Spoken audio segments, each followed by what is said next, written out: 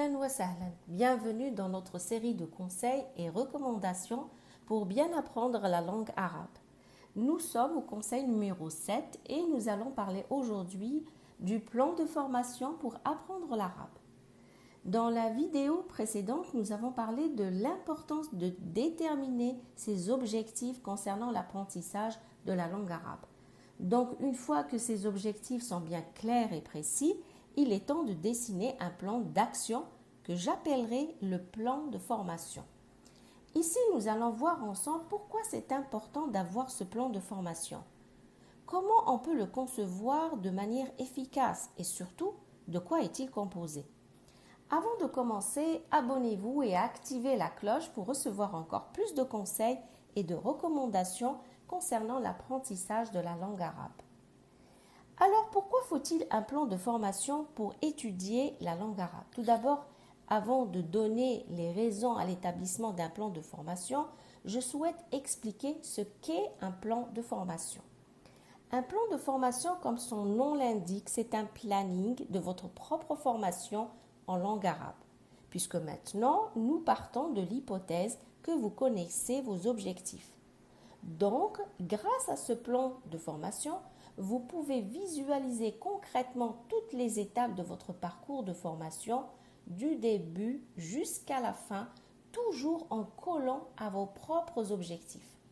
Je vous donne ici un exemple pour clarifier l'idée. Supposons que votre objectif est d'étudier la langue arabe pour pouvoir faire du tourisme dans les pays de l'Orient, au Proche-Orient ou du Maghreb ou même du pays du Golfe.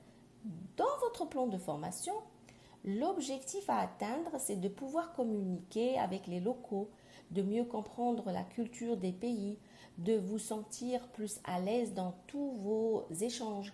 Votre plan de formation va se focaliser sur un lexique ou un vocabulaire typique lié au tourisme. Dans votre plan de formation, vous chercherez toutes les expressions connues d'usage dans ces pays. Dans votre plan de formation, vous aurez une partie relative aux différences culturelles et ainsi de suite. Vous pouvez donc à votre guise remplir ce plan de formation de toutes les parties ou rubriques qui vous intéressent de connaître pour effectuer vos voyages dans les meilleures conditions. Vous avez compris, le plan de formation sera différent selon les objectifs à atteindre. Et si vous voulez que ce plan soit efficace, il faut le préparer minutieusement en notant chaque étape pour laquelle vous devez passer votre formation, la durée de chaque étape et la compétence à atteindre. Selon votre but, le plan de formation peut être simplifié ou plus détaillé, surtout si vous visez un niveau avancé de la langue arabe.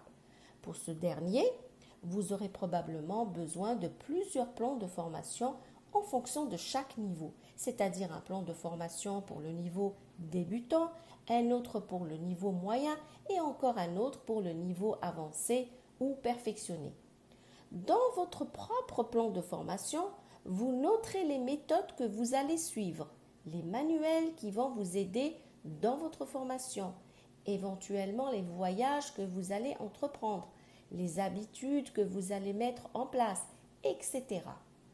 Plus vous êtes méthodique dans votre formation en suivant un plan bien réfléchi, plus vous avez des chances d'arriver à vos objectifs. Bien entendu, votre plan de formation peut être revu de temps à autre en fonction de vos besoins, de nouvelles contraintes ou simplement en fonction d'autres objectifs qui sont apparus.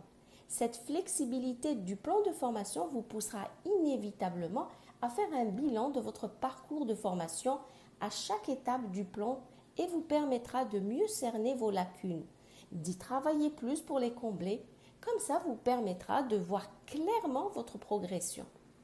Bien entendu, si vous êtes inscrit dans un centre de formation ou école ou tout autre établissement, ce sont eux qui vont vous faire des tests pour savoir où vous en êtes dans votre apprentissage.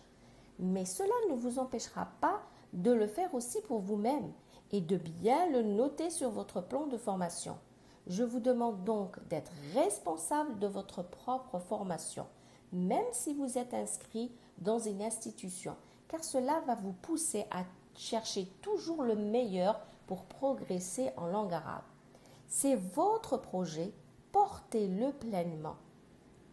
Soyez accompagné, certes, mais osez faire le travail vous-même. Je ne peux que vous souhaiter toute la réussite et le succès. Bittawfiqi, Inch'Allah.